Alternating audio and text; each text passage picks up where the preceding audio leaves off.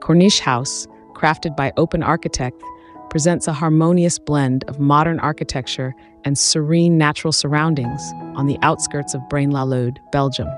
Completed in 2022, this residence is not just a home but a nest designed to safeguard privacy and the independence of growing family members while maintaining harmonious connection.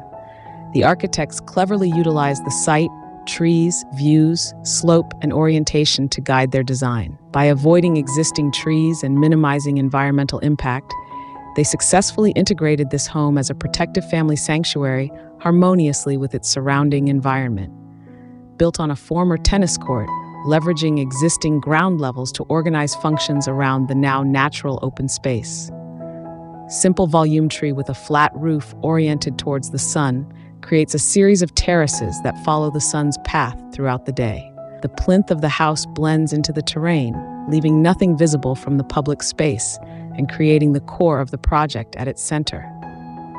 Clad in beige stone with a tapered band, it asserts its grounding in the land, while the day volume is concealed behind glazed and semi-reflective glass, blending with the surrounding vegetation. The building's program revolves around a controlled outdoor space and swimming pool, with the night volume situated at the bottom of the slope, adjacent to the former sports field.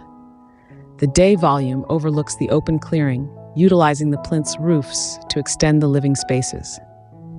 Designed in a U shape to follow the land contours, the plinth creates an intimate space at the project's heart. This intimacy is reinforced by retaining walls that help shield the core of the home from public view. Large trees complete the setting, imparting character to the ensemble by filtering light through their foliage. Corniche House is not just a residence, but also a work of art that combines practical needs with aesthetics, offering a beautiful and functional living space amidst a natural and preserved environment.